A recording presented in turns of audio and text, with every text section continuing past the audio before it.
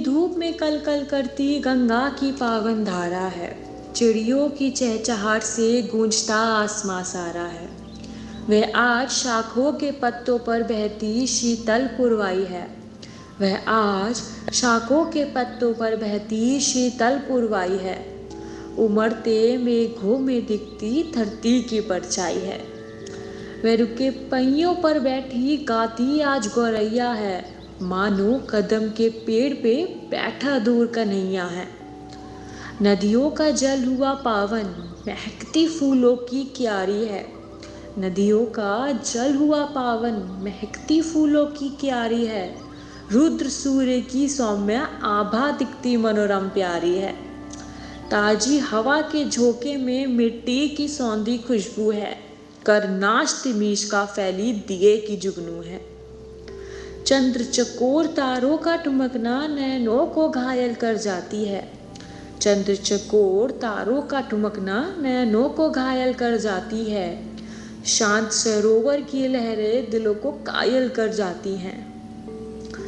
ठहरा भूमंडल पर प्रकृति ना ठहरी अपनी धुन में गाती है। ठहरा भूमंडल पर प्रकृति ना ठहरी अपनी धुन में गाती है।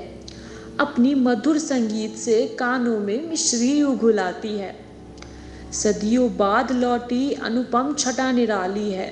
सदियों बाद लौटी अनुपम छटा निराली है। प्रकृति की सेज पर सोती आज हरियाली है।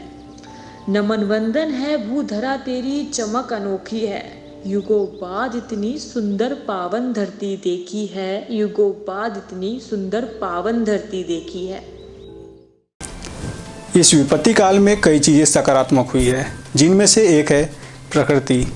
आज हमारा समस्त भूमंडल गतिविहीन हो गया है, परंतु हमारी वसुधरा एक नई नवेली दुल्हन की तरह दिखाई दे रही है। नमस्कार, मैं अभिनव राशिकर और आप देख रहे हैं डे 3 का खास मुद्दा देशहित।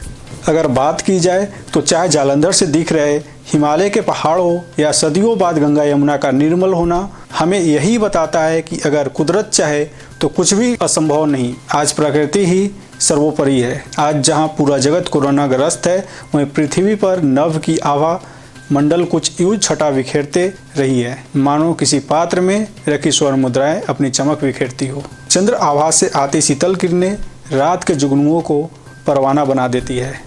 आज धरती पर फैली शांति का संगीत मानो ये संदेश देता है कि अगर अति दोहन करोगे तो कुदरत अपना संतुलन बनाना जानती है। आज महानगरों, गांवों, कस्बों में छतों के मुंडेर पर बैठे चिड़ियों की चहचहाट से हमारे हृदय में खुशी का ऐसा आह्लाद उठता है मानो परमेश्वर ने सारी सुंदरता एक छोटे से स्थान में समेट कर रख दी हो। आज प्रकृति हमें ये सबक देती है कि हम चाहे तो अपने चारों ओर निर्मल, विमुक्त, सौंदर्याधीन वातावरण बना सकते हैं, परंतु मानव अपने कृतवश मजबूर है। उसे अपनी गलती का भान ही नहीं। वो दिन दूर नहीं जब प्रकृति अपने अति दोहन से उबकर संतुलन करने का ऐसा काल चक्र चलाएगी कि इस पूरे भूमंडल का एक ही प्राणी जीवित न बचेगा। हमें अभी से ही परंतु संभलना होगा। हमें अपनी आवश्यकता को इस तरह करना होगा कि प्रकृति को कोई नुकसान न पहुंचे, वरना आगे चलकर ऐसे ही कई भी रोगों, महामारियों से संपूर्ण मानव जगत का विनाश कोई नहीं रोक सकता।